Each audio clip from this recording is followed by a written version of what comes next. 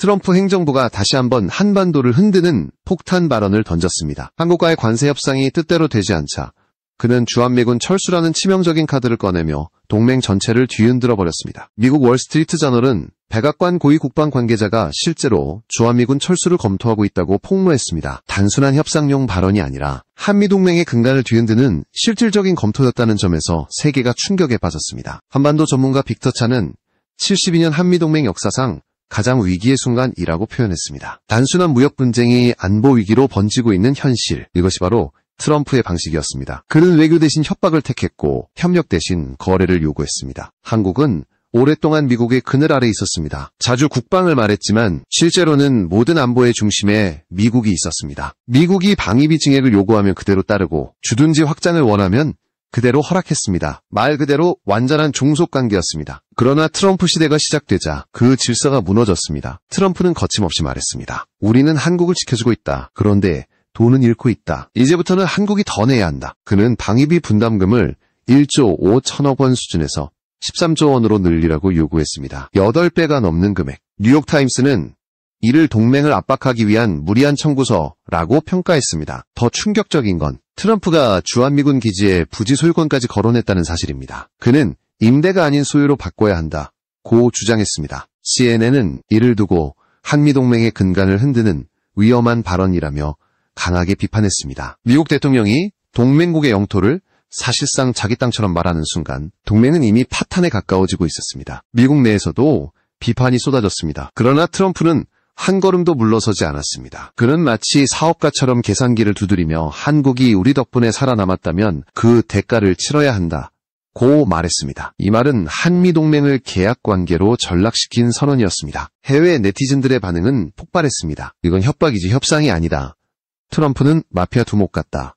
한국은 더 이상 참지 말아야 한다. 전 세계가 분노했고 동시에 한국의 입장을 주목하기 시작했습니다. 그러나 한국은 예전의 한국이 아니었습니다. 미국의 눈치를 보던 약소국이 아니라 세계가 인정한 기술 강국으로 성장해 있었습니다. K9 자주포, 세종대왕급 이지스함, KSS-3 잠수함, KF-21, 보람의 전투기, 더 이상 미국의 무기에 의존하지 않아도 되는 자주방 체계를 이미 구축하고 있었던 것입니다. 트럼프의 압박은 오히려 한국 사회 내부의 우리가 스스로 지킬 수 있다는 자각을 일깨웠습니다. 한때는 미군이 떠나면 곧 위기라던 말이 이제는 우리는 혼자서도 버틸 수 있다로 바뀌었습니다. 그때부터 한국의 태도는 달라졌습니다. 청와대와 국방부는 트럼프의 과도한 요구에 단호히 대응했습니다. 방위비 협상에서 더 이상의 입장으로 끌려가지 않았습니다. 과거라면 불가능했을 선택을 이제는 당당히 말했습니다. 우리의 주권은 협상의 대상이 아니다. 한미 간의 긴장은 높아졌지만 그 속에서 한국의 자주방이 단단해졌습니다. 군사기술력, 국산 무기체계, 그리고 독립적인 국방산업 기반. 이것이 바로 트럼프의 협박이 더 이상 통하지 않는 이유였습니다. 트럼프가 협상을 카드게임처럼 다루며 주한미군 철수를 언급했을 때 세계는 한국이 흔들릴 것이라 생각했습니다. 그러나 예상은 빗나갔습니다. 한국은 오히려 침착했고 냉정했습니다. 그 뒤에는 자국의 국방기술에 대한 강력한 자신감이 있었습니다. 이제 한국은 미군 철수라는 단어 앞에서도 두려워하지 않습니다. 오히려 그 말을 들으며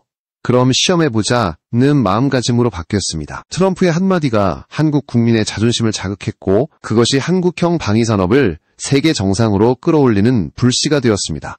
이제 이야기는 단순한 외교 분쟁을 넘어섭니다. 한 나라의 자존심과 기술력 그리고 동맹의 본질을 재정의하는 새로운 장이 시작된 것입니다. 트럼프의 협박은 한국을 흔들지 못했습니다. 오히려 한국을 더 강하게 만들었습니다. 그 첫 번째 이유, 그것은 우리가 스스로를 지킬 수 있는 힘을 가졌기 때문입니다. 한국은 오랜 세월 동안 미국의 보호막 아래에 있었습니다. 한미동맹이란 단어는 늘 안보의 상징이었고 미군의 존재는 곧 안정의 증거로 여겨졌습니다. 그러나 그 안정은 대가를 치러야 하는 안정이었습니다. 우리가 내야 했던 대가는 방위비뿐만이 아니었습니다. 기술의 종속, 정책의 제약, 외교의 한계, 모든 것이 미국의 영향권 안에서 움직이고 있었습니다. 하지만 역사는 변화를 요구했습니다. 트럼프의 과도한 요구는 오히려 한국을 깨웠습니다. 한때는 불가능이라 여겼던 자주방의 꿈이 현실로 다가오기 시작했습니다. 트럼프가 한미동맹 을돈의 문제로 전락시켰을 때 한국은 자존심의 문제로 받아들였습니다. 이 차이가 모든 것을 바꿔놓았습니다. 그 시점부터 한국은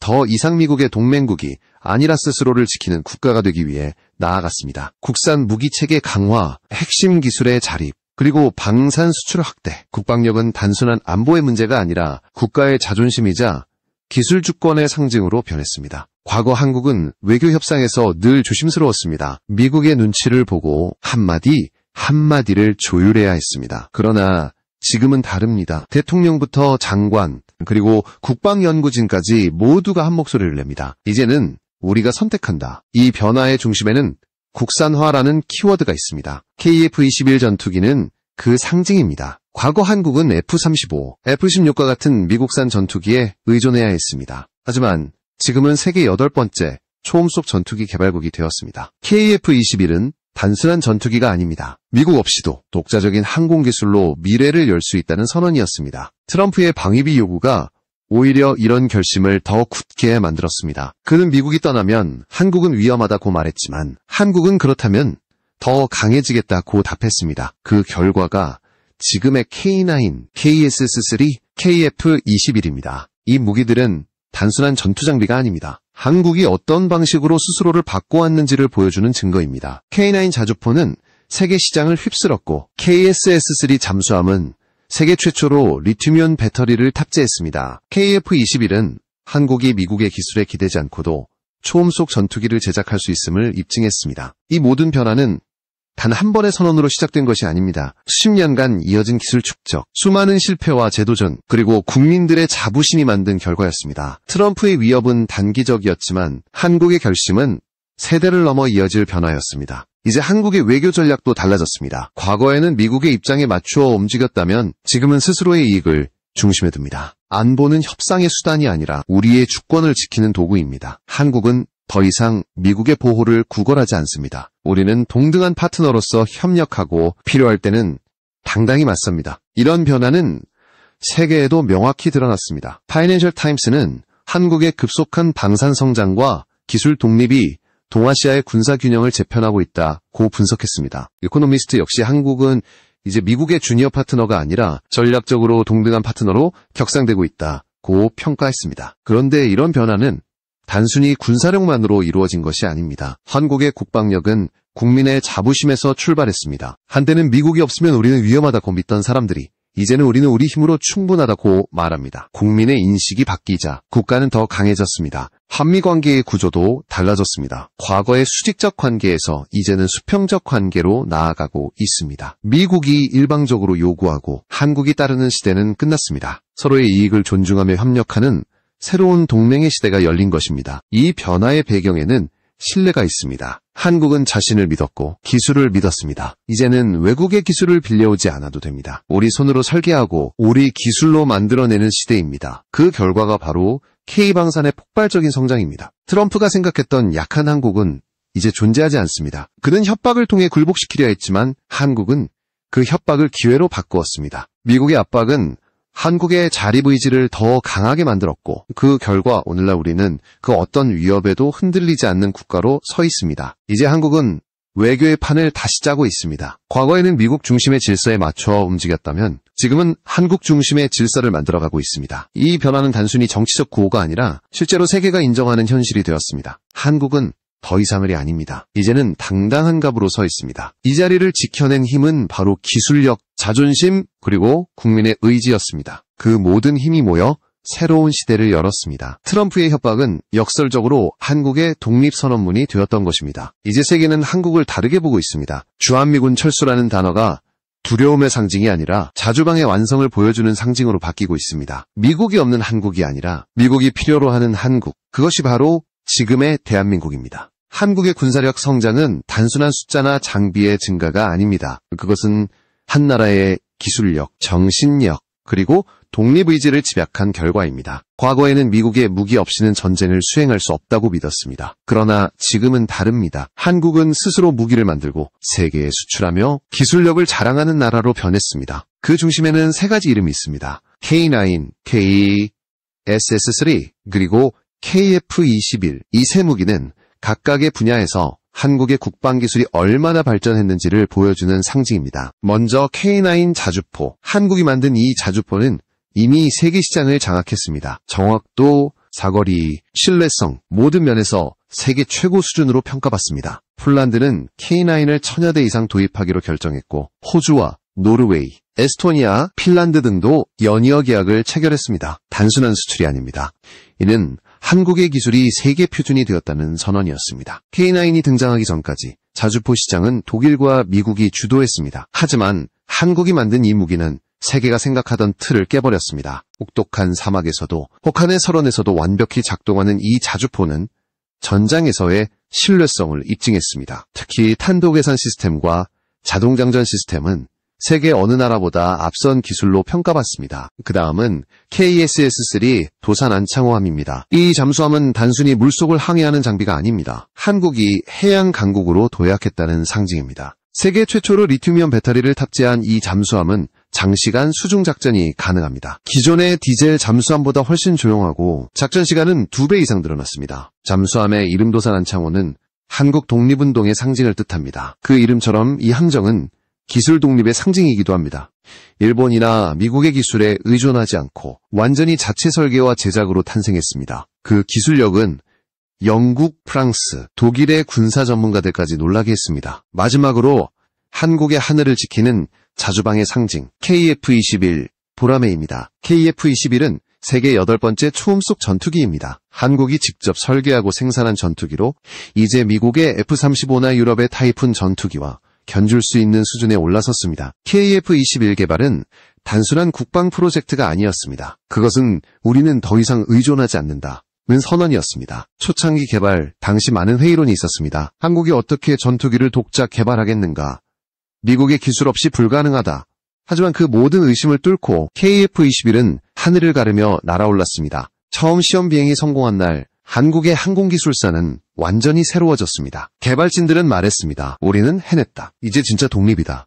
그날 이후 KF-21은 단순한 전투기가 아니라 대한민국 기술력의 자존심이 되었습니다. KF-21의 엔진은 아직 외산이지만 한국은 이미 독자 엔진 개발에 착수했습니다. 수천 도의 고열을 견디는 터빈 블레이드 기술, 고온 합금, 복합 소재의 조합, 미국과 유럽이 수십 년 동안 지켜온 기술 장벽을 한국이 하나씩 허물고 있습니다. 이 세 가지 무기 K9, KSS-3, KF-21은 각기 다른 영역에서 같은 메시지를 전하고 있습니다. 우리는 스스로를 지킬 수 있다.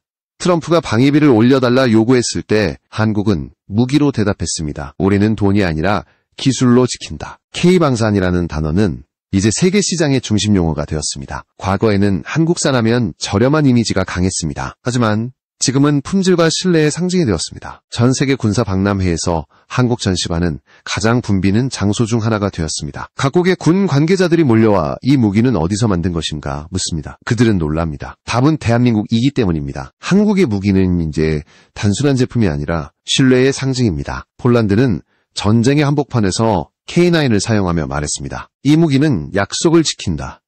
호주와 노르웨이 역시 K9의 성능에 찬사를 보냈습니다. 잠수함 KSS-3는 아시아 최초의 독자 설계 잠수함으로서 해군 강국들의 평가를 새로 썼습니다. 이제 한국은 단순한 구매국이 아닙니다. 전 세계에 무기를 공급하는 나라, 기술을 공유하는 나라가 되었습니다. 과거에는 미국이 기술을 제공하고 한국이 배웠습니다. 하지만 지금은 한국이 다른 나라에 기술을 가르칩니다. 이것이 바로 역전의 순간입니다. 트럼프가 협박으로 동맹을 흔들었지만 그 협박은 오히려 한국의 자립을 앞당겼습니다. 만약 그가 없었다면 한국은 아직도 미군 의존에 머물러 있었을지도 모릅니다. 그러나 그가 던진 압박이 불씨가 되어 K방산의 시대가 열린 것입니다. 이제 한국은 전 세계 전장에서 신뢰받는 무기 공급국으로 자리 잡았습니다. K9은 육상, KSS-3는 해상, KF-21은 하늘을 지킵니다. 세 영역을 모두 장악한 한국의 기술력은 미국과 유럽조차 인정하는 수준에 올라섰습니다. 이제 세계는 한국의 무기를 구매할 뿐 아니라 기술 협력을 원합니다. 과거의 종속관계는 사라졌습니다. 동맹이란 이름 아래 숨어있던 불평등은 사라지고 진정한 파트너십이 자리 잡고 있습니다. 한국은 더 이상 무기를 빌려 쓰는 나라가 아닙니다. 스스로 만든 무기로 나라를 지키는 나라입니다. 그 자부심이 바로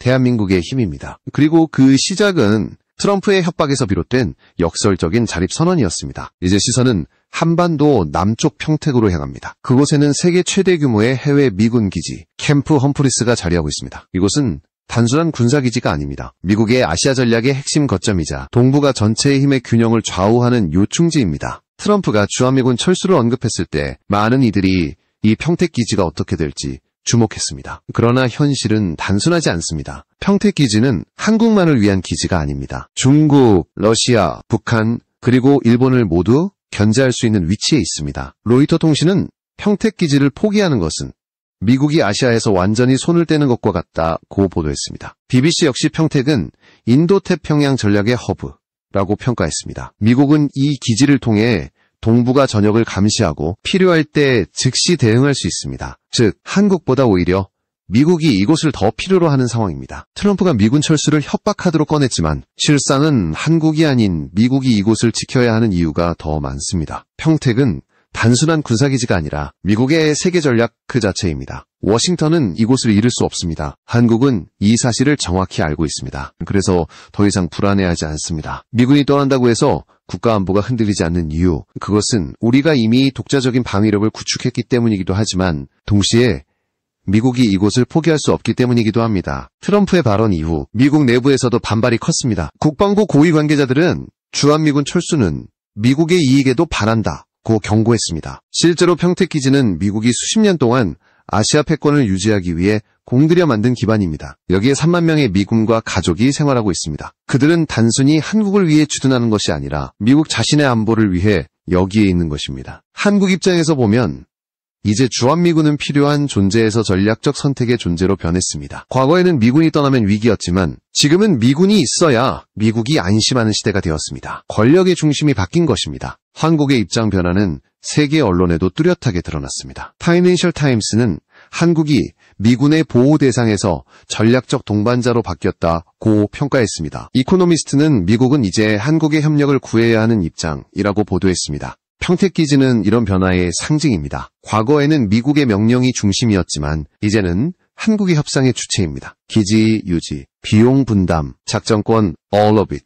이제 한국의 결정이 없으면 불가능합니다. 무엇보다 이곳은 한국의 자주방이 실제로 작동하는 현장이기도 합니다. 미군과 한국군이 함께 작전하며 한국은 미국의 시스템을 단순히 따라하는 것이 아니라 스스로의 기술과 체계를 보여주고 있습니다. 한국의 정찰 시스템, 인공지능 기반 통제 시스템, 그리고 국산 무기와 미국 장비의 연동, all of these 모두가 한국 기술력의 힘을 증명합니다. 트럼프는 평택을 협상의 카드로 썼지만 결국 이 카드는 한국이 쥐고 있었습니다. 미군이 철수해도 한국은 무너지지 않지만 미국이 철수하면 동북아 전략이 붕괴합니다. 이것이 바로 힘의 역전입니다. 이제 한국은 평택기지를 단순히 미군의 공간으로 보지 않습니다. 그것은 동맹의 상징이며 동시에 한국의 전략적 자산입니다. 우리는 이 기지를 통해 미국과 협력하고 동시에 우리 스스로의 안보를 지킬 수 있습니다. 한때 미국의 보호를 받던 나라가 이제는 미국의 전략적 파트너로 변했습니다. 그리고 이 변화의 중심에는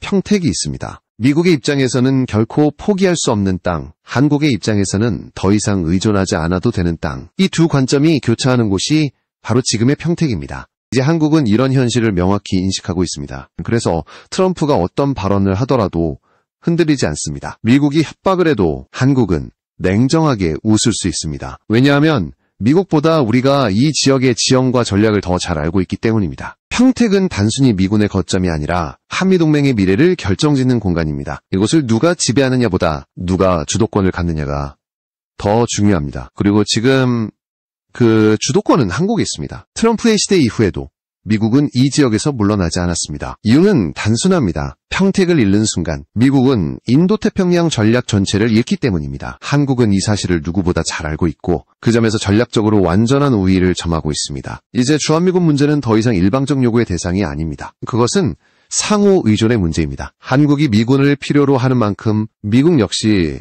한국을 필요로 합니다. 이 균형이 깨지는 순간 동북아의 질서는 무너질 것입니다. 결국 트럼프의 철수 발언은 한국을 시험했지만 결과는 오히려 미국이 흔들렸습니다. 한국은 흔들리지 않았습니다. 오히려 더 단단해졌습니다. 평택의 깃발은 여전히 펄럭이고 그 아래에서 한국군과 미군은 나란히 서 있습니다. 그러나 이제 그 중심에는 한국이 있습니다. 그 누구도 더 이상 한국어를 이라 부를 수 없습니다. 우리는 이미 동등한 주체로 자리 잡았습니다.